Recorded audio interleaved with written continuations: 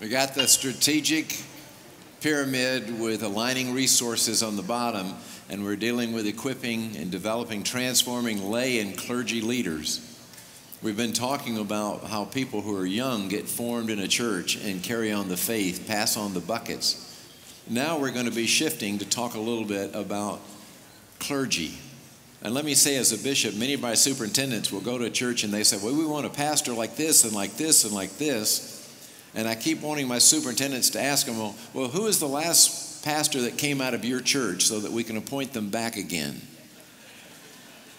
And many of the churches who want a pastor that meets certain qualifications, you ask them and they have not sent anybody into ministry ever, or in the last 20 years or so. And so part of the issue is how do we have the kind of clergy to lead a church that's going to empower people to pass along buckets of faith. And so the person I wanted to speak to that is the same person who preached for us last night. It's Bishop Janice Huie. Those of you who were here last night heard a full introduction of her. I'll simply say that she is currently the bishop of the Texas Annual Conference, which is in the area around Houston, and she's been there for 10 years. She had 8 years before then as bishop of the Arkansas Conference. She's a graduate of the University of Texas at Austin, Perkins School of Theology, and has a Doctor of Ministry from Candler School of Theology at Emory University. And those of you who were last night know that she's very good at storytelling. But we're asking her here today to do a teaching session because across our church, she's one of the bishops that has studied what conferences do to attract, equip, appoint, and build communities of clergy that are going to be healthy and provide the leadership we need in the future. So let's welcome Bishop Huie as she does a teaching session.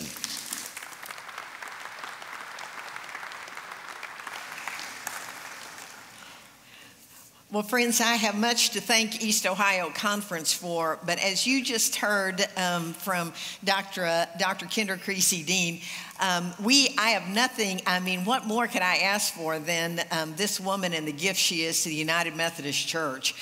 So thank you all for handing her the bucket that she's passing on. Last year, Kendra spoke for 3 hours at our annual conference, and just like you all, our group was mesmerized. They're all wanting to have her back again, and that's what will happen at some point later on. But she helped us see some things about ourselves. She doesn't have all the personal relationships. We're just part of her road show. But it's one of the ways you're blessing us is that you gave us Kendra to be part of that road show. She spoke in the North Texas Annual Conference last year. We're working together to try to get some alignment also between some of these bishops and some of the ministries that are ongoing to take the concepts and ideas and suggestions from people like Kendra and put them into action to implement them in powerful ways. So thank you all again for that. It's good to be with you. We again I'm going to do a presentation here focusing on young clergy. And then we're going to go back and also do more conversation because it's frankly just a whole lot more fun. So let me say that. So I want to talk a little bit about the next generation of young clergy, helping young people who discover God's call in their lives, and then providing the kind of support, both personal support and other kinds of support to help them realize that call and to make possible the Wesleyan witness for the next generation. Let me just say a quick word about why that's so important to me, and you heard it at the very end of Kendra's speech for why it's for her, and that is I have grandchildren. Any of you have grandchildren? Yeah, we got grandchildren here. And for any grandparent, and I think for parents as well, there is little that is more important to us than the faith that has so shaped and formed and nurtured our lives, made us into who we are, what we United Methodists would call a Wesleyan witness, that there's little more important than our understanding that that gift is being passed on, the bucket handed on to the next generation, and then particularly our grandchildren. Friends, there's something really special about the Wesleyan witness. You heard it from Dr. Rock Jones this morning. That was so Wesleyan. It was so Wesleyan. And it's who we are. I mean, who else out there holds together an evangelical witness and a social witness? Who else among the whole Christian community talks with just as much emphasis about justification as sanctification? Who holds together the sacraments and along with that an evangelical focus, who puts together both tradition and innovation. That's us. That's us, and that's a gift that we have by God's grace to be able to offer to our grandchildren, indeed to a whole nother generation. And that's why, for me personally, what we heard Kendra talk about this morning and what I want to say a word about now, about this emphasis on the next generation, younger clergy, is so incredibly important. So I'm going to talk first just briefly about the challenge that we're facing as a church, a United Methodist Church, and particularly, and it's here in the U.S., so let me be clear from the beginning, I'm talking about the U.S. United Methodist Church, and also about various annual conferences. And then second, I want us to use our imaginations and think differently. You heard some of that from Kendra about how some of the ways we've done this, we thought we were passing on the faith and maybe not as well as we thought we were. And then I'll outline, at least from my perspective, just some pretty simple steps that it can at least get us started on the way. So let's begin here with a key challenge here in clergy leadership. And let me start out by just looking at this first statistics. In 2013, that's last year, the latest year for which we have stats available here in the United Methodist Church, 54% of all of our active elders are between the ages of 55 and 72. It's the highest in history. It's higher than it was last year and the year before. A comparison number is that just 13 years ago, and I was a bishop 13 years ago, but in my tenure, as a denomination, we've moved from 30% of our active elders being between the ages of 55 and 72 to 54%. Now, the average retirement age in our denomination runs right around 66 to 67. So if you take that number, 55, and you add 10 years to it, or 11, what does that tell you about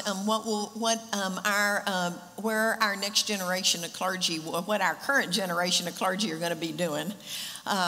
We are in the process. I'd be surprised if you weren't experiencing some of that in retirements even here in East Ohio. I can tell you in the Texas Annual Conference, we've had 2 years of record retirements, just this massive group of people walking across the stage.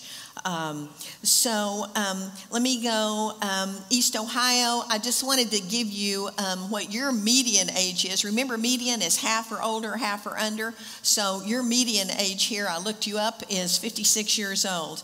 Now, in 1973, denominationally, the average age of United Methodist clergy was, anybody want to make a guess? 45. So the difference between 1973, when Kendra was doing CCYM, no, you were 76 at CCYM. So just before that, average age of clergy was 45. Now it is 55 to 56. It just says something about why this might be an important conversation. Now, let me say a little bit about some good things that are happening. That was the bad news there. I got to put a little good news in here. And so we're seeing some improvements here. In the year 2000, across the U.S., only 4% of our pastors were under the age of 35. 4%. That is an incredibly low number. Again, it's the lowest in the history of the denomination. Today, we're razzle-dazzle, 6%. But now think about this. You've got 54% that are 55 and older with an average retirement age around 66, 67. So we've had a 20-point shift in the last 13 years in the age of our clergy. And on our incomings, it's been a 2% positive shift. So, we're not there yet. Why does this make a difference? It's not just because you want excellent pastors in your congregation. That is absolutely the case, but it's not just that. Dr. Lovett Weems likes to say that young clergy aren't necessarily better. They're just young, and being young matters. So let me just say, a couple of things. There's a lot that I could say, but in so many things you've heard Kendra say, this is pretty self-evident. It's from our young, historically and in the present. I mean, they're the ones with the harebrained ideas. They're the ones that think that they can climb every mountain, cross every river, swim every ocean. And all of us need that kind of sense of vitality and hope in our congregations. They speak the language of emerging generations. You heard just a few minutes ago your own bishop speak about, we're over here counting the number of times that various groups spoke. They're like, why are we doing this? That's not what they mean by extravagant hospitality. They have a very high sensitivity to diversity, and they think diversity in much more inclusive categories than we ever thought. For years and years and years in my part of the world, we talked about Hispanic ministry. Our young clergy will talk about, they'll talk about immigrant, they'll talk about Mexican, Salvadoran, Dominican Republic, Cuban. They think in much more inclusive terms than my generation. I'm part of the baby boom crowd. Than we do. These young pastors are particularly well suited to church planting. And part of how we reach all those nuns out there, especially in that younger group, is with new church starts. And they are particularly well suited to that. And they do just have, I think it's because of the language. I think it has to do with hope. I'm really not even sure why all this happens. But I know that when you plunk a young pastor down in a congregation, it's almost like a magnet, and some younger people start lining up like iron filings drawn to a magnet. I don't know why, but it's just a reality of where things are. And finally, when persons enter ministry at a later date, they're already, let's say, 55 and older when they enter ministry. They have fewer years to serve, and the kind of wisdom that builds up over time from experience, from making mistakes, having successes, learning from both, that gets lost. That just gets lost. And we need all of that. We need all of that. So let me say a word about why this has happened. Probably the most important reason this happened is what you just heard in the last hour, that we're now experiencing the outcome of some of that. But we've tended to think about a ministry and the path to ministry as a pipeline. And again, we heard a little bit about that. So it starts in a local church, and then you go to youth camp, and then you go to a United Methodist school or college or university, and then you go to a denominational seminary, and then you graduate from seminary. In the olden days, like for my generation, I was a deacon while I was in seminary. That was back in the days we ordained deacon as part of the process of becoming an elder. And then I spent 1 year in a local church, and I was ordained an elder. I mean, it was pretty much a straight line path. And if we look at that now, you all have got the absolute richest environment of camps, conferences, 5 colleges, United Methodist colleges, who actually know that they're still Wesleyan, and 2 seminaries. It's just remarkable. Of all the annual conferences I've been in, your environment is the richest of all. And what a blessing that is for you. But when I looked at your numbers, I'm just going to tell you, your numbers for young elders, East Ohio, you're at 5.74% last year, which puts you right in the middle of the pack for what our denomination is. Denominationally, we're right under 6%. We're about 5.8%.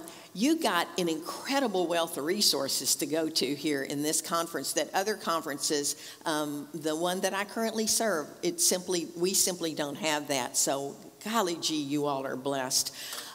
So we've been on this pipeline thing, thinking about, we're going to get. I want to suggest that that pipeline has pretty much 5%. It's pretty much dried up. We need to be thinking about how to do this in a different way. We used to, bishops like Bishop Hopkins and me, we used to appoint pastors coming out of seminary. First you go to a little bitty church, and then you go to a little church, and then you go to a slightly bigger church. And then if you're really good and you pay your apportionments and, everything goes right, and you don't get in trouble, then you get to go to a bigger church and so on and so on. I drew the others as a caricature because I think it is a bit of a caricature. But on the other hand, sometimes caricatures tell us the truth that's not easy to hear. And it's got enough of the truth in it that it calls us maybe to say, how might we think differently? How might we think differently? I want to suggest that one of the ways to think differently, instead of thinking about a pipeline, I want you to think about an ecosystem. An ecosystem is not mechanistic. It's not linear. Pipelines are that. An ecosystem is organic. It changes. It moves. It has inputs and outflows from all kinds of different directions. Let me just say a little bit more. That's a picture of Yellowstone. As you heard last night, Bob and I like to do a lot of camping. Yellowstone was the first national park established in the United States, and its mission, and I quote, is to preserve and pass on a living legacy. And to preserve and pass on a living legacy. Now, the legacy they're passing on are geological features and wildlife and forest. But friends, we've got a legacy to pass on to future generations, even more important than that. And that is this Wesleyan witness, this gift of faith that we have. So we begin to think about ourselves as this kind of organic whole, an ecosystem. Let me just pick up two things that are part of a natural ecosystem, and I want to say a bit about why I think some of that's going on in the United Methodist Church. And the first has to do with fire. There's no question that, we're all dealing with some decline here. And we would be foolish to think that we're not. And one of the reasons I sometimes hear bishops say, well, we don't need to worry about not having young people come into ordained ministry, because after all, our churches are shrinking. They're going from full-time to part-time. They're going from part-time to closing. And so we don't really need another generation. Bishops, actually, I've heard bishops say these things. I couldn't disagree more. I couldn't disagree more because, number one, it doesn't have to be that we're always going to be that way. And because God has always called and is calling right now young people, young men and young women, some of whom may be sitting in this room right now, in to serve God's church in ordained ministry so that the church can engage the world.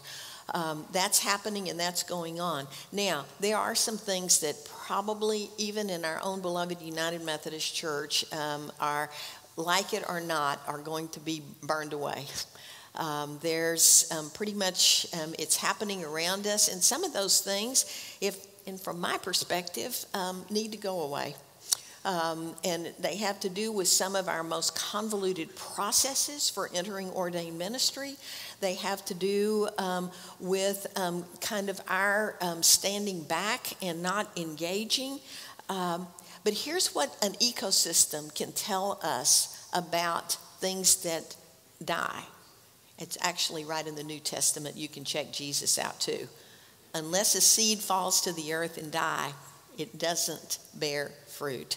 And if you go to Yellowstone these days, those of you who've been out there, you remember in 1988, there was a forest fire in Yellowstone for all forest fires.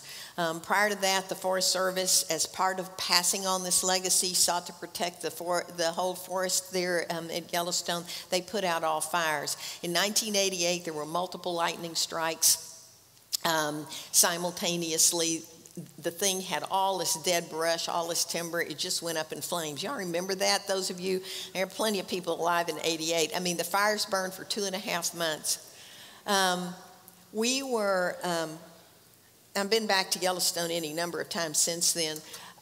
You know where the most beautiful areas in the forest are now, in the whole of Yellowstone? They're the burned areas. It's 30 years now since that happened, and they are absolutely the most beautiful areas of Yellowstone. That's what God can do in the United Methodist Church, and we just need to let that happen. That's what God can do. That's why the church belongs to God and not to us, and that's who we are.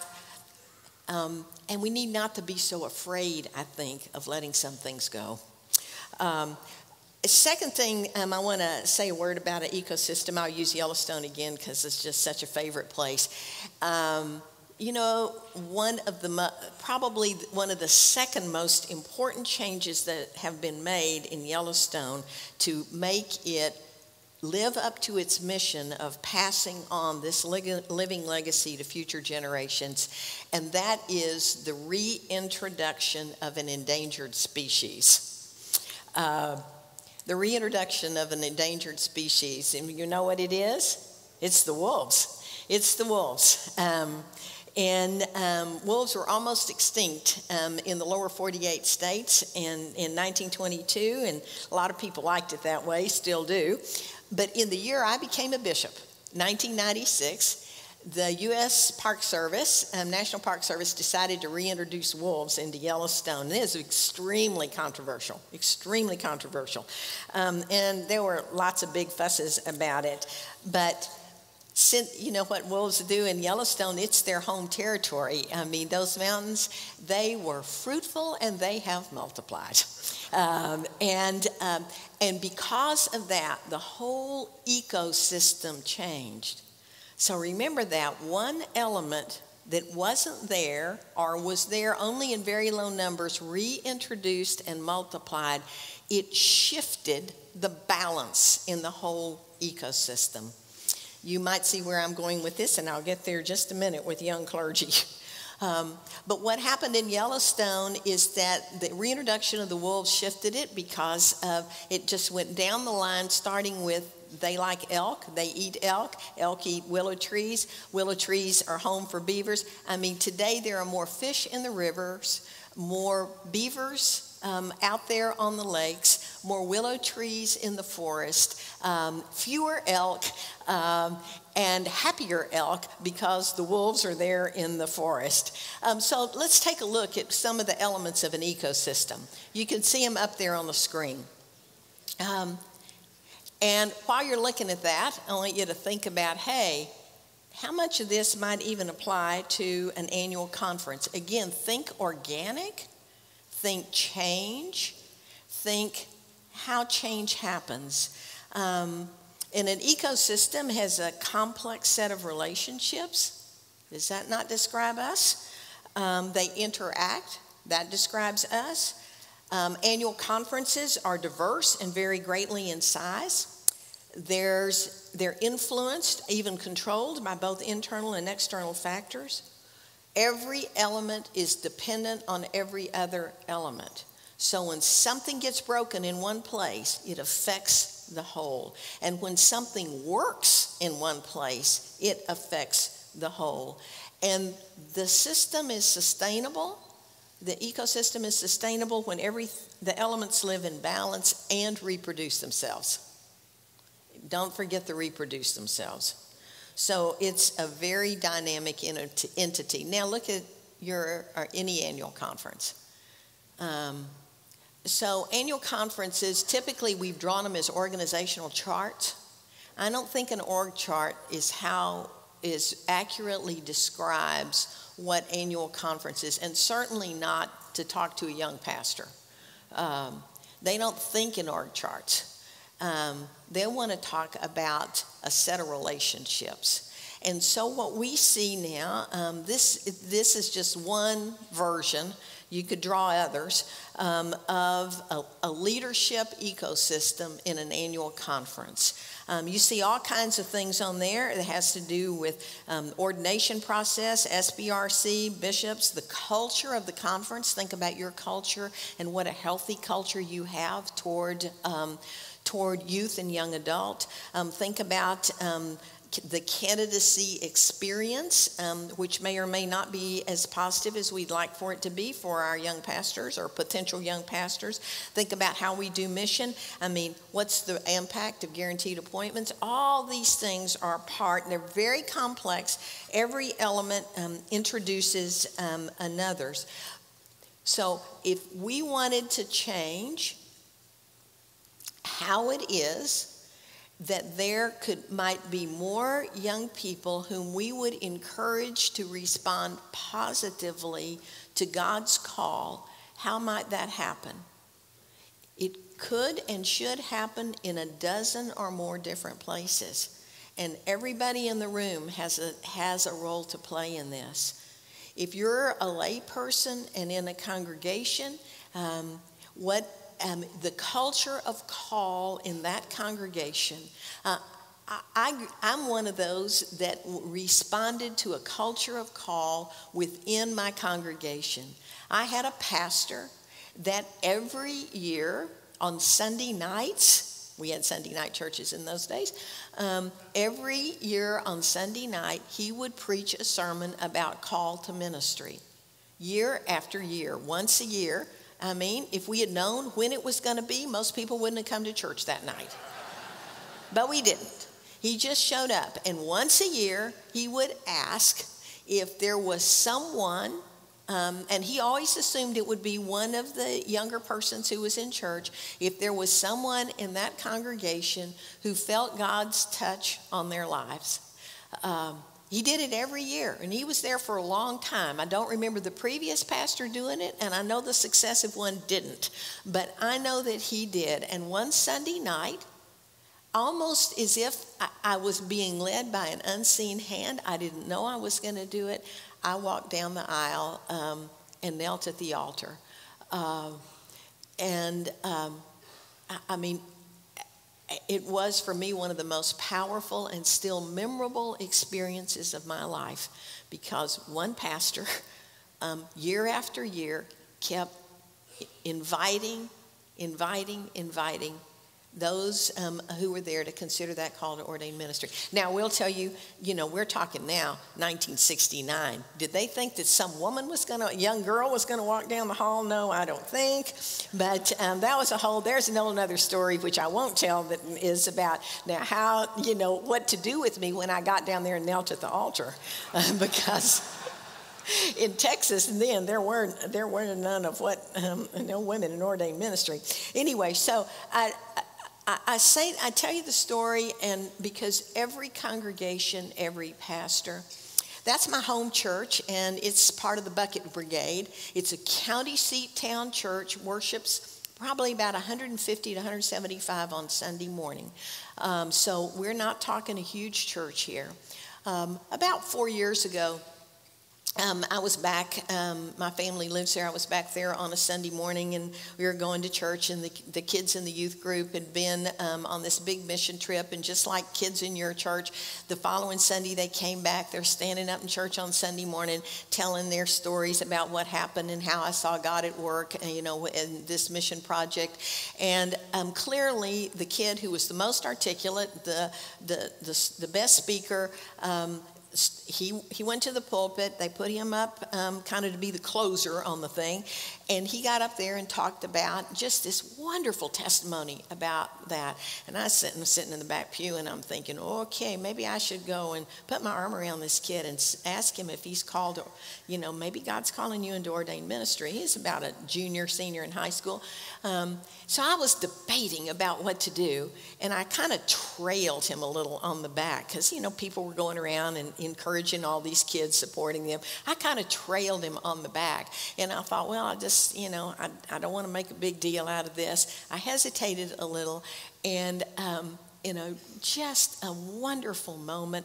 One of the most leadership lay men came up in between me and the kid, put his arm around that 17-year-old and said, "John, that was so wonderful. I wonder if God's calling you into ministry." And I said, "Bishop, shut up. We don't need..." That's why this is a calling congregation.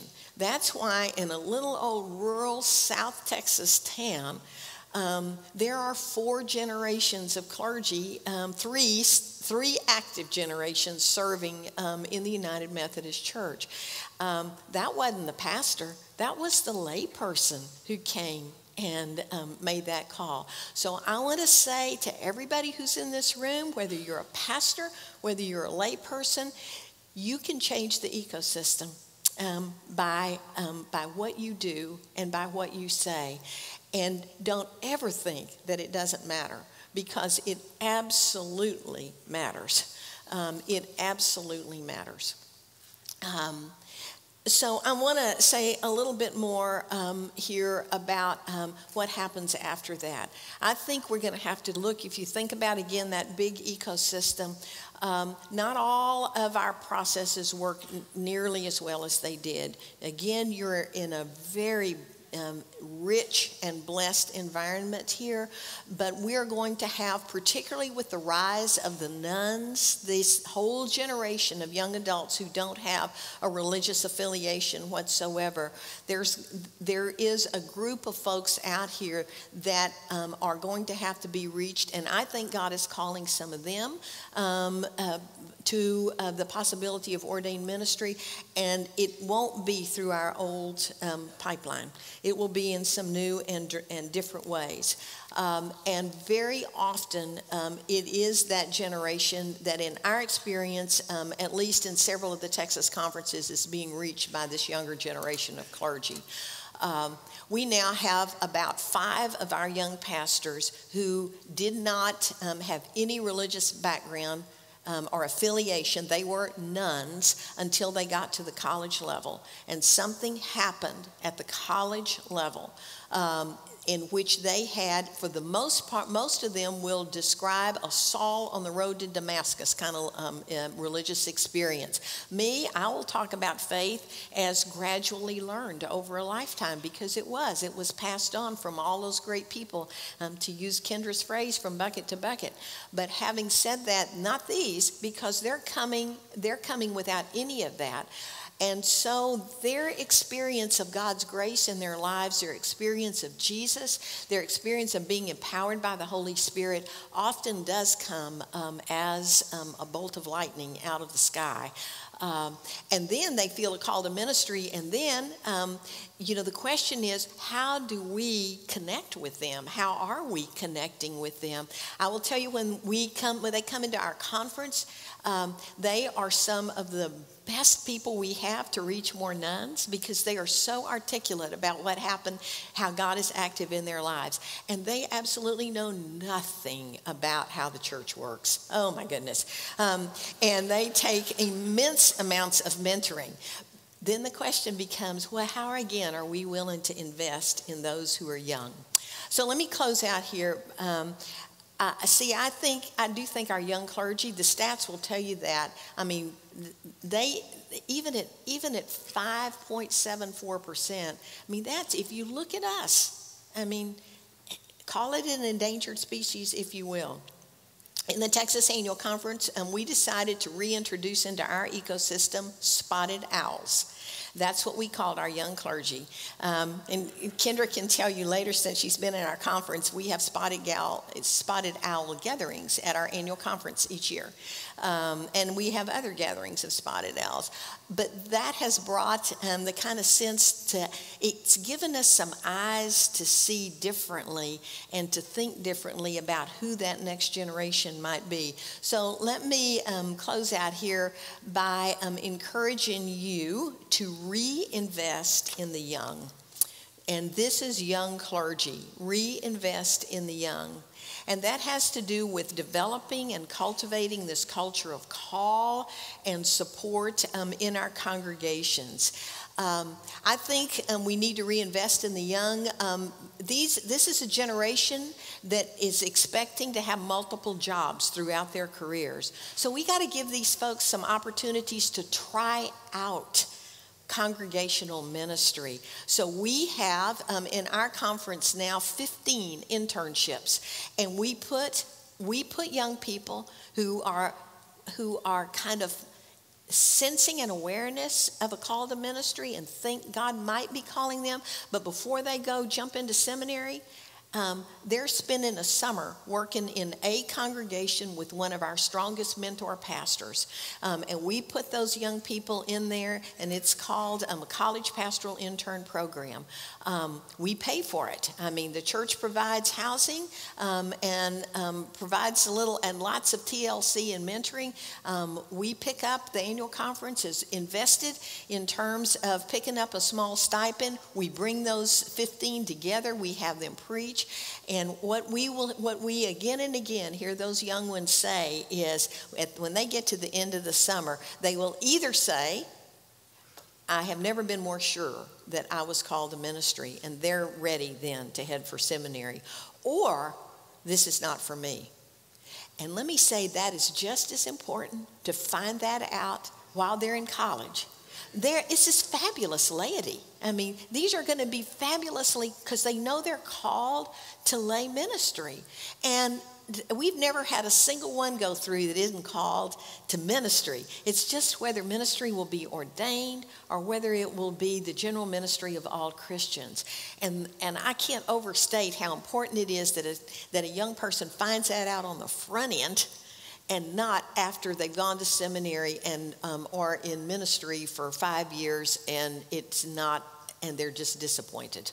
I mean, that's one of the most important things that we've done here with that.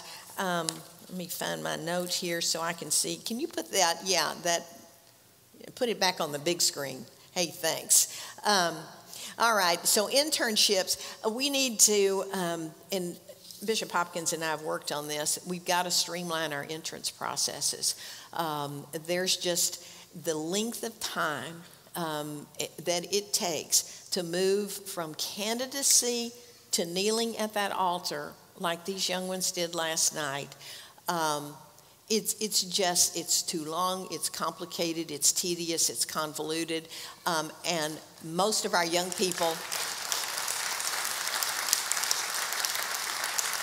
they have no patience for it. They have no patience for it.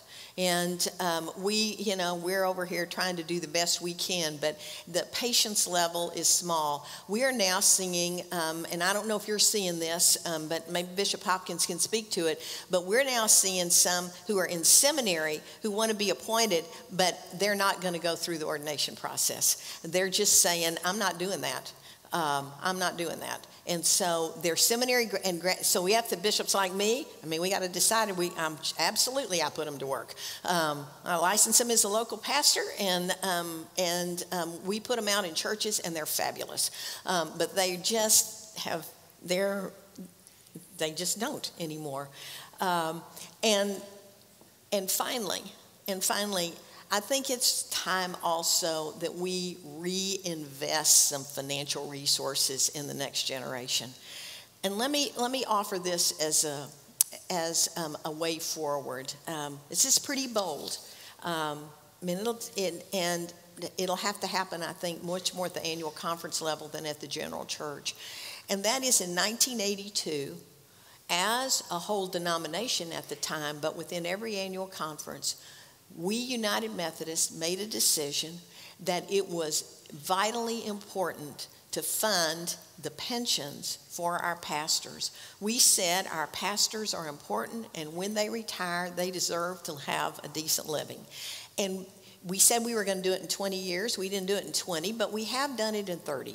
And we invested, and I'm a huge beneficiary of that. I am absolutely confident there are a room full of pastors here who are beneficiaries of that decision to invest in pastoral leadership. And we are partly where we are because of the gifts that made that possible.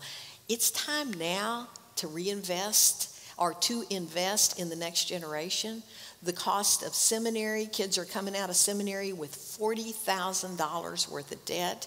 There's just no way you can do this. It's time to reinvest in the next generation. And it's folks like you sitting out here and folks like me that can make it possible for that Wesleyan witness, this vital way to continue, not just for our grandchildren, but for kids who are all over this nation. Let me close here by saying, I think all these pieces, they're all changes in the ecosystem. Any one of them will make a change. Multiples together will make a lot of change fast. And let me just close by saying, how is your ecosystem? Again, you have a rich system here, much more so than almost any other annual conference. So what would it mean to look at what you've got, to think about it as connecting out with the world, investing and not only your time, your energy, your prayers, your loves to support, but friends, we're going to have to invest some dollars too in our next generation of clergy. And I think the time is right. The world is waiting. And this endangered species that we want to call young clergy in our annual conference, this endangered species is part of that vital Wesleyan witness for the future. Hey, thank you all very much. And let me close and give this to John.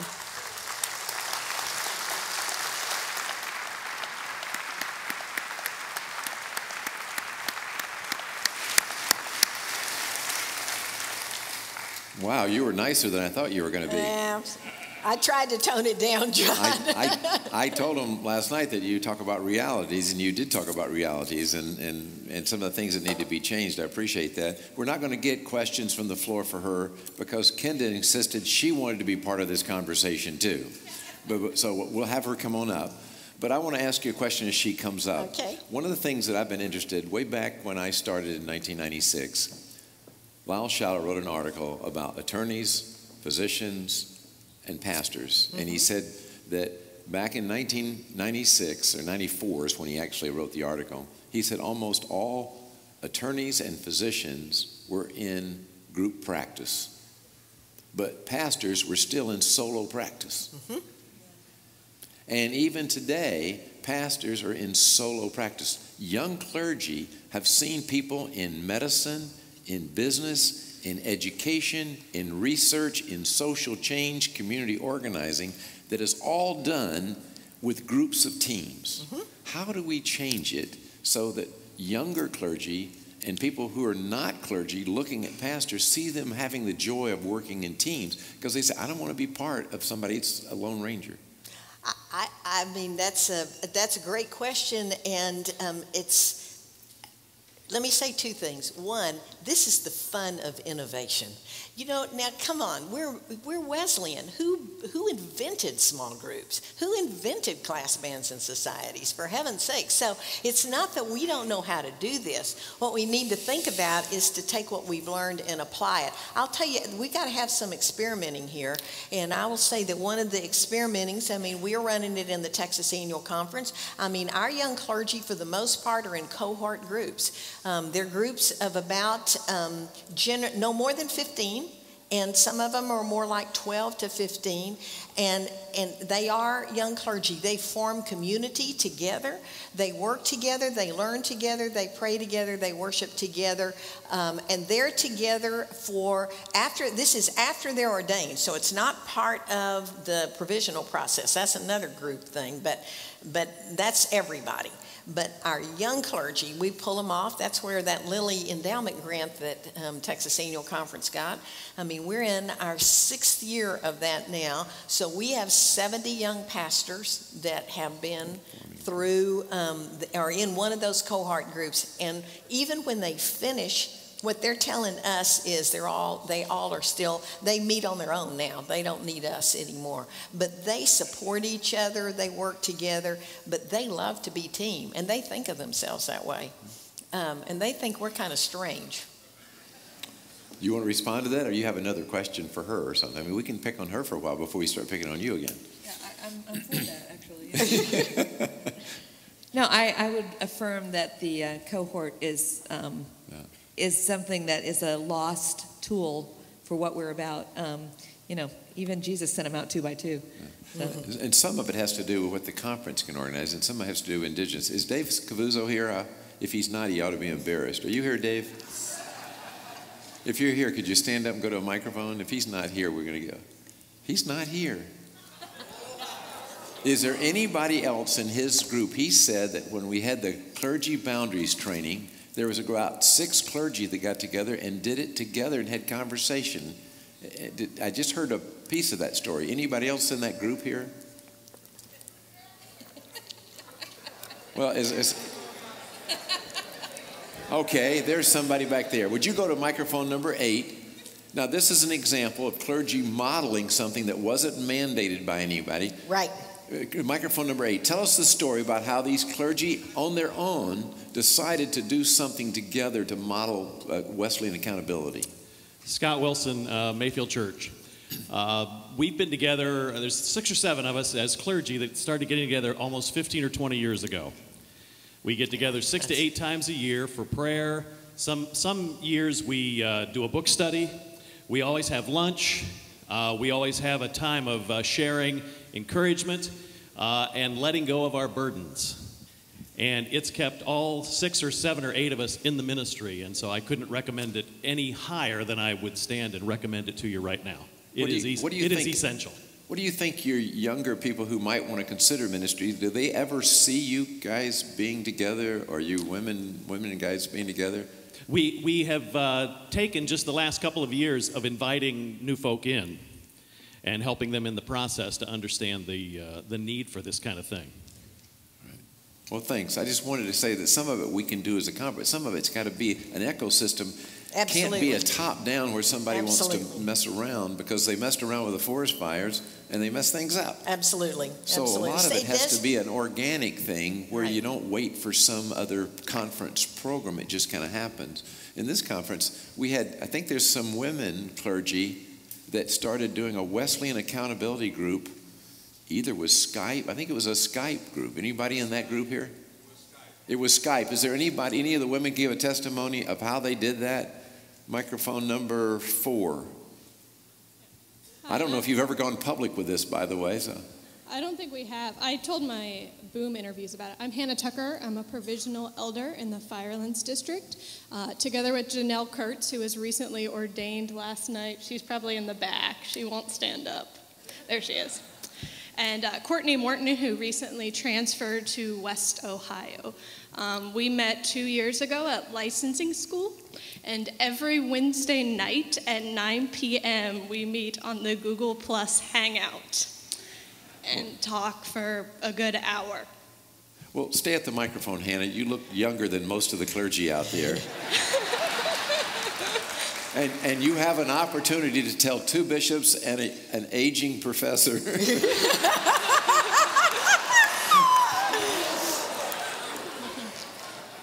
Are we on to something about this team thing? Or I think so. Together, working, we share, we don't always just talk about church. We talk about our lives. We talk about pop culture. But to share those ideas with one another, to have somebody to say, this was really hard, this was really good, that's what gets us through, I think. Yeah, I would thank you so much. Appreciate it. You can be seated. You know, John, I think some of it has to do with what Kendra was talking earlier, is this generation really values friendships. Now, they use technology to further it, like the Skype piece, but it's a deeper understanding of friendship than just, you know, it's a business and we're here working on a team. We want to share our lives together. And I think that's part of the value. I mean, I think that's part of what this emerging generation or millennials or however we want to frame this, it's part of the gift you bring to our annual conference ecosystem, if you will. Hearing Kenda talk about that, sharing what you love, you know, until young people, you know, see pastors who love what they do and love their colleagues, it's not going to work. This ecosystem is not going to work. Mm-hmm. But it's not just in seeing lay people love their pastors too. Right. And I talk to a lot of pastors, say it's tough out there because anybody in authority gets picked off. Right. And I remember being a pastor and especially being a bishop, a lot of people come to me and give me advice. And it finally dawned. We need it. I know. But it finally dawned at me that when people come and give me advice, what they're actually doing is saying, this ought to be done. This ought to be done. You're in charge of this organization, so you ought to do it. And so I think a lot of pastors get advice from clergy, from lay people who say, well, you're in charge of this church. I think we ought to do this. And they tell the pastor, and the pastor is either crazy enough to actually do it or to say, get defensive, you know. And what needs to happen is it's a lay movement is what we are. And the clergy, according to Ephesians 4, are equipping that lay movement. But we've given this movement over to professionals, and the professionals somehow have taken it on. So, old professionals. Yes, so how? Thank you, Kendra. That's why I said I'm in charge up here, Kendra. Not to you. Well, actually, though, shoot, you've got Hannah out there. Sorry I missed the name of the person back there that's been in this long-term group. But, you know, one of the things, I'm learning directly from our youth ministry, the way youth ministry at the conference level tends to work here, whether it's in a camp or whether it's CCYM or one of these others, is there is a team of the campers who plan for how that's going to evolve. And so what that does is you are always investing the power of the design into the people with the least experience. Ooh, right? It's a little scary because those of us in charge don't usually do that. Yeah, we don't like that, but they're good at it, and it's part of the DNA here, so let's do it. So Kenda, I agree. So Kenda, as you are looking at all these youth studies and the rise of the nuns, what is it that the nuns respond to when you see in your studies a young person move from a nun to a person of faith of some variety? What are some of the factors that are enabling them to make that transition? Because that's more and more of our young people. Well, they're responding to a number of things, but these are kind of vague, but authenticity. You got to be the same in the pulpit and on the ground. And I mean that not just in terms of personal style, but you know what I'm talking about. This is an interesting piece of this. This is just coming out recently. There are 2 studies that are saying this, though, right now. They are responding to excellent preaching. Now, I don't mean good preaching. I mean excellent preaching. And what they mean, the preaching has to be authentic as well, right? You can't act like you're somebody else. But it turns out that the sermon is a decision point for a lot of people when they try church. You know, if there is and so we have I'm all over all of the other things that go into our liturgy, but this kind of stuff is causing me, actually, in our area where we're doing some training of small churches, we're doing preaching boot camps. And it's not just about what you get in a preaching class. It's just how you actually communicate in a way that is real and substantive. I mean, that's an interesting thing for me. They're also responding, obviously, to community. I would say the number one thing that they're looking for is community. And so that is true on a lot of levels, obviously. But if the church has that, that's a win. And everything else can kind of fall in line after that. But of course, a lot of times we are in habits that we don't know how to communicate community. Community happens after you're there long enough to get on the committees and that sort of stuff. Your thoughts about getting people in the primary experience of ministry sooner and streamlining the process? Yeah, just let's do that. Yeah. Well, it's also it's the same as what you were saying, that young people don't want to be ministered to. They want to do ministry. They've got gifts. They're ready to share. You can't get people being in ministry to be ordained if you don't get people in ministry doing ministry in other areas. Right. And that's been one of our faults. Now, I thought when I was growing up, they said that most people come to recognize Christ before they're 17, and if they don't, then it's going to be a long time. Right. I've also thought that we overemphasize recognizing Jesus as our Savior and what God has done for us. That happens early. But unless we also have a Wesleyan understanding of what it means to live a life of discipleship with Jesus as our Lord, we lose it. So even much of our effort working with younger people, whether it's lay ministry or ordained ministry, has been to get them to understand what God has done. We do a lot of that. But the formative work gets lost. And is it still true that people usually recognize Jesus at a younger age, percentage-wise, or is that changing? I don't know. I mean, there are lots of studies that say that, and I read those things and like, great, well, you're 18, we can quit now, You're not in, so I guess you're never going to be in. I mean, God doesn't work that way. So, the pattern is continuity, right? The kind of how religious you are in high school is a pretty good predictor of how religious you're going to be in your 20s. We don't know about, the study hadn't lasted that long. We don't know about what happens after that. But, so it matters a lot, how we invest in, our resources, our time, our personnel in younger people. But, God doesn't quit just because we get older. So, but we can't be asleep at the switch either. I wanted to ask you a question because you and I know Adam Hamilton, and you've heard his story about how he works with confirmation. Can you explain that? And is that a good model, and could churches do that? I think there's a huge amount of merit in that model. Now, just keep in mind, for those of you who don't know, Adam Hamilton is pastor of Church of the Resurrection in Leawood, Kansas, which is a suburb of Kansas City. It is now the largest United Methodist Church in the U.S. And so they access some things that the rest of us mere mortals do not.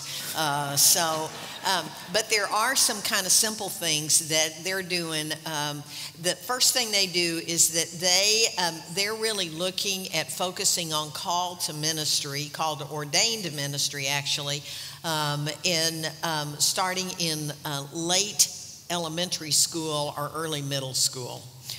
They start very young and with their confirmation class. And one of the ways that they've done this, and they've done some experimenting, and we're using some of the things that they're learning, but in a confirmation class, which is taught by both pastors and laity, at some point through this year-long process for them, they will ask these young people to look around the room, and again, we're talking here about typically sixth graders, fifth, sixth, seventh graders, right in that range. I mean, they'll see a pretty wide swath there, and then they will ask the kids to think about who in that room do those kids think might be called to ministry.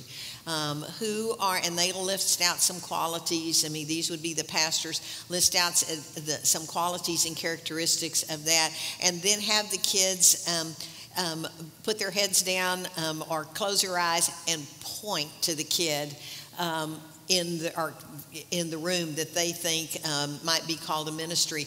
And according to Adam, it's just really pretty surprising how much convergence there is, even at 5th, 6th, 7th grade about who might be called into ministry. If a kid volunteers that they're called into ministry, all that group together is pulled off in a special class, and they are worked with all the way through high school.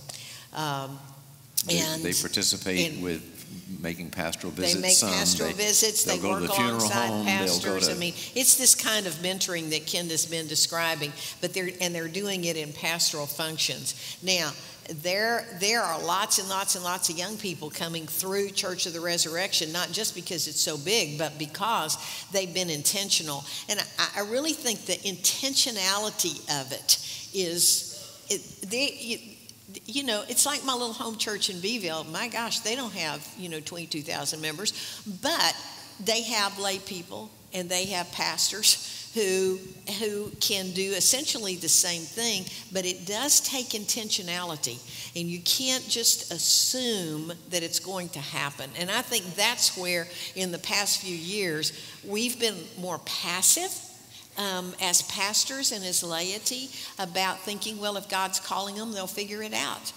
Well, they don't figure it out. And they show up in district superintendents' offices when they're 50 years old and say, God called me when I was 16, but I didn't respond. And, I feel I need to respond to God's call to ministry, and I'm 50, 55. And they're looking at that point in their lives of going to seminary. And those persons bring gifts. There's no doubt about that, but it's not the same as the ability for that person to respond at 16 when they heard it the first time. Well, I wish we had more time. I wish we could line people up and go another hour, but we're running out of time. So I want to turn to each one of you and ask if you have any final comments you want to talk about just East Ohio or about your subject you were dealing with. Janice, why don't we start with you? I think maybe the parting word that I'd want to leave you with is that, I think God has a great future in store for the United Methodist Church. I really do. And I know that we're in a difficult season, but seasons come and seasons go. What's important is that we keep our eye on this abundant life to which Jesus calls us, that we stay alert and aware and living out the Wesleyan way, and that we be intentional in our words and in our actions about continuing to use your image, Kenda, to pass the bucket on to the next generation. We have everything we need. We have everything we need to be able to make that contribution to the future. And it's my hope and prayer that we're willing to have the courage to step forward and do it. Hear, hear.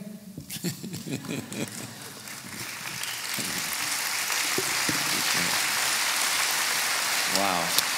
Thank you for expressing your appreciation to these two wonderful presenters. We've had a great lineup this morning. We had Rock Jones, we had Kenda, and we had Bishop Huie, and it's been just wonderful, And a couple of people have asked about the book that Rock Jones had mentioned. We're going to put that name of that book up on the screen. And if you remember at the beginning of this session, I said we want to know more about the CCYM. And Paul White, I'm going to ask if you would help us with this, because I asked if you've been a president or vice president of CCYM, would you, at the end of this session, meet briefly with Paul White down here? We want to get a picture of those of you and maybe a picture of the presidents. And if there's any history that Paul White doesn't know, he'll pick it up then. But if you are, that would actually come down front here in this area here. I think we have some, Kenda, we have some, not Kenda, Cindy, I'm sorry. That was a big mistake. Cindy, do we have Bruce Hartley or, oh, come on. I think you have to use this microphone. Come on up. We're going to have some closing courtesies. Let's express our appreciation one more time to our speakers, and we'll break after the courtesies.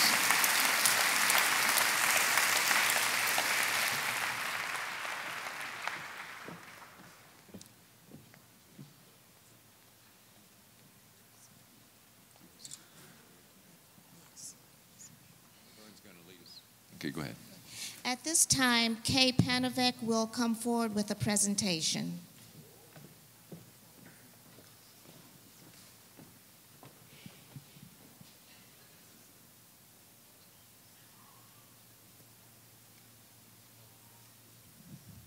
Well, hi, everyone. It's good to be back home. You know, in the movie The Wizard of Oz, Dorothy clicks her heels 3 times and says, "There's no place like home, there's no place like home." And wherever I go, representing United Methodist Communications, whether it's some other annual conference, which, by the way, this is my 3rd in 3 weeks, it is so good to be back here with you.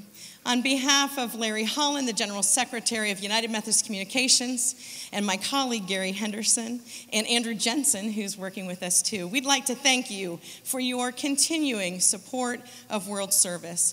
Your faithful contributions make it possible for United Methodist Communications to help local churches and faith communities around the world by providing them with resources that they can use in their local churches. These resources are available to you as well, through our website, through stories that we produce, through pictures that we take, through videos that we produce. All of those resources are available for you too. We are going to be at the ministry fair this afternoon. We'd love a chance to talk with you and just to get to know a little bit more about your local church and how we might be helpful to you. So come and visit us there. But my parting thing is, I was at West Ohio last week. And, you know, not that there's a competition between East and West or anything, but I took a picture of them at the end because I said to them, number one, there are some people who would never believe that I spoke in front of all these people and didn't get marshmallowy because, you know, I'm kind of sentimental. And they all sat there, and I said, so I'm going to take a picture of you. And they all just looked over, and they had these biggest smiles. So I told them, those are good smiles. But wait till I go home next week and take a picture of my people. So I'm going to take your pictures. So look excited, look enthusiastic. Don't look like you've been sitting there for a while. Don't make me look foolish. So, because I'm going to post this in social media. So you need to look happy. Are you ready? That's as good as you got, really? Okay. Thank you. Again, please stop by the booth over at United Methodist Communications. We have free swag and free things to give to you. But more importantly, we have information that we do believe would be helpful to your local churches, including training opportunities and just some resources that you may not even you might not even know are available to you for free of charge. So please, we look forward to an opportunity to see you. Thank you so much.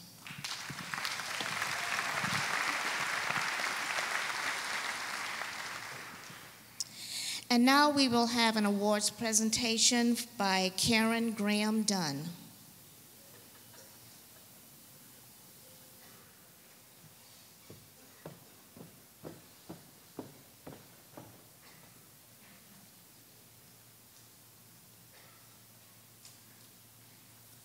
Hi.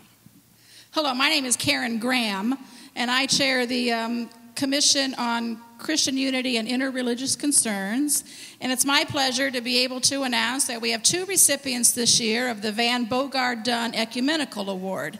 Last year when I gave my report, I shared with you that we hadn't received any nominations, and thus there were no awards to present, and so glad that we had a response this year, and we are able to present 2 awards. The committee did change the kind of the parameters of the award, and instead of offering 1 clergy and 1 lay award, we decided to offer 1 award to either a clergy or a lay person, an individual, and then 1 award could be to a community or congregational group that is involved in ecumenical or interreligious ministries. So we're pleased today to announce that the 1 award is to Doug and Mary Ann Kerr from Church of the Redeemer in Cleveland Heights for their ongoing work with Churches for Peace in the Middle East, and appreciate their work.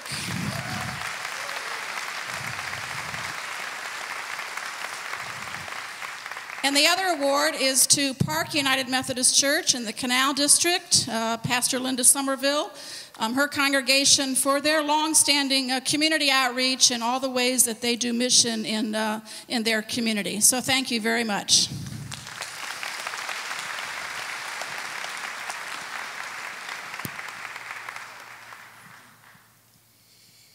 And now if Dr. Charles Yost would come up to make an announcement regarding the Lakeside Institute anniversary.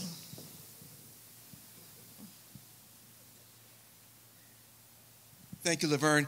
Bishop and members of Annual Conference, on Monday you heard Ned Dwyer invite us back to Lakeside for the Lakeside Institute reunion, which will be held next summer, July 24th to 26th, here at Lakeside. Lakeside Institute is part of our DNA of this annual conference. It is part of the culture of call. I can't tell you how many pastors have come out of Lakeside Institute through the years. And next summer it celebrates its 100th anniversary. I want to tell you that I was part of the Lakeside Institute and my wife for 23 years. And during that time we were cabin leaders and deans and various capacities. And there was a girl in my small group who was named Lisa Wolf. And I thought she was just a regular teenager, and she was at that time. But now she is the professor of Old Testament at Oklahoma State University, and she's going to be coming to Church of the Savior this fall, October 17th and 19th, to talk about uppity women of the Bible. And we're all excited about that. And we're going to learn something, and the whole conference is invited. So this is the kind of thing that comes out of Lakeside Institute. Very proud and very happy to be part of it. And Bishop, on behalf of Lakeside Institute 2015, I would like to present you with this t-shirt to add to your collection. And I know that you already have this reunion on your calendar because we talked about it previously. We look forward to having you there. And we look forward to inviting the whole conference to that event. And we'll be there this evening at the ministry fair. Thank you very much.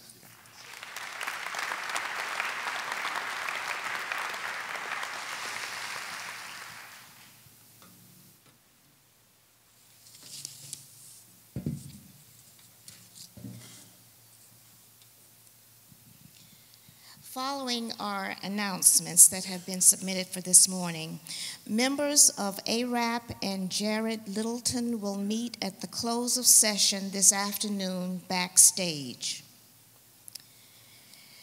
CEF and Education Committee will be gathering at Cabin 5 for fellowship following the ministry fair.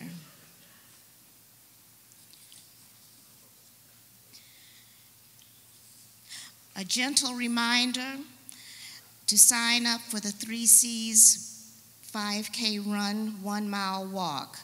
Tonight, the walk is also the Cabinet CCYM Challenge to raise funds for the Youth Service Fund. You can sponsor a CCYM or Cabinet member or donate at the race. All the pedaling Parsons and helpers, please meet on porch of Hoover at 1:50 p.m. today to help pass out brochures. Pastor Ray would remind you that there are still classical opera LPs and CDs available at 317 Central, right across from Hoover, still free to good homes. And if you're interested in a massage, the Lakeside United Methodist Church is offering massages at 2:40 for 3 people and at 3:20 p.m. for 3 people. As I share with you the prayer concerns, I invite Reverend Samuel Martin to come up and join me, who will offer the benediction and dismissal. Please pray for Loretta Crow from the New Franklin United Methodist Church in Mahoning Valley District. She was hit head-on and had to be extricated from the vehicle by jaws of life. She is in critical condition. Please pray for all those who had lost their earthly life, as well as the ones displaced from the twin tornadoes that struck in Nebraska. Pray for the family of Keith Kinnear, United Methodist in Kenton, Ohio, who died yesterday morning. Prayers for healing mercies for the following are requested. A youth who has been hospitalized today but is back at home. For Bishop John Luz of Liberia, who will be having back surgery. Frank Wade, who is undergoing further treatment for cancer, and his wife, Margie. Stephanie Wendell, who is struggling with an episode of AFib. Beverly Kmatz of Robertsville, Ohio, who is in the hospital for infection through her whole body. And then Shirley McDonald of Garfield Memorial Church, who is under hospice care. Thank you. Shall we pray? God, you have heard those individuals who have been lifted up this day. You've heard of the tragedies, and you have witnessed those tragedies, and you are there helping. We ask that you would touch the lives of all those who need a healing, even those that we don't even begin to know. But most of all, we want to thank you this day for your Son, Jesus Christ, because Jesus is calling us. Jesus is calling us in to prepare us to be truly his hands and feet. So step out now and serve our risen Lord. Amen.